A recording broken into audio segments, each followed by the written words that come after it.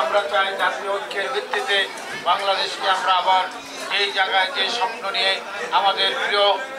আমাদের প্রিয় নেতা শহীদ প্রেসিডেন্ট জিয়া রহমান যেই ঘোষণা দিয়ে বাংলাদেশ স্বাধীন করেছিলেন, আমরা সেই স্বাধীনতার স্বপ্ন আমরা আবার দেখব।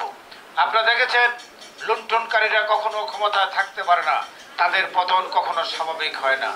আমরাও ক্ষমতায় ছিলাম, ক্ষমতায় ছেড়ে আমরা বাড়িতে এসে ঘুমিয়েছি। বেগম খালেদা জিয়া ঠিকই ক্যান্টনমেন্টের বাসায় গিয়েছেন, বাসায় ঘুমিয়েছেন। আর শেখ হাসিনা হেলিকপ্টারে করে ভারতে পালাতে বাধ্য হয়েছেন।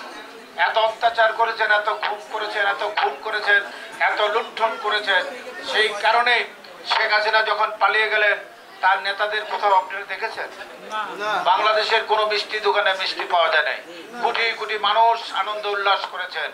৭২ থেকে ৭৫ সালে এমনিভাবে তার বাবা রাষ্ট্রীয় ক্ষমতায় ছিল। আপনারা যারা ছোট আপনারা দেখেন নাই, রক্ষী বাহিনী দিয়ে সেদিন ৪০,০০০ মানুষ শেখ মুজিব হত্যা করেছিল। সিরাজ শিকদারকে হত্যা করে সংসদে দাঁড়িয়ে বলেছিলেন, কোথায় সিরাজ শিকদার? এমনিভাবে সেদিন তার পতন হয়েছে, সেনাবাহিনী তার পতন ঘটেছে। শেখ হাসিনাকেও সেনাবাহিনী বলেছেন ৪৫ মিনিট আপনার সময়, আপনি যদি ক্ষমতা ছেড়ে না যান আপনার বাবার ভাগ্য বরণ করতে হবে। তখন উনি হেলিকপ্টারে করে আগরতলায় চলে গেলেন। তার বাবার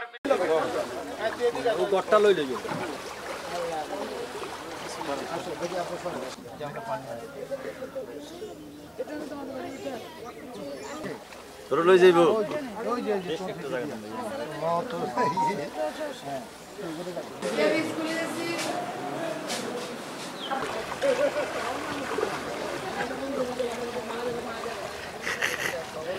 উপজেলা বিএনপির সংগ্রামী সভাপতি জনাব আবেদ ভাই, সবাই বারিন্দা খালি করেন।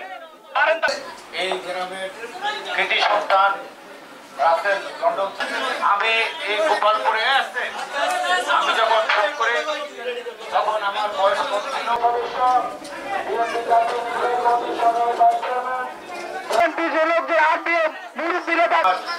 সহধর্মীর অত্যন্ত কাছে Hãy subscribe cho kênh Ghiền Mì Gõ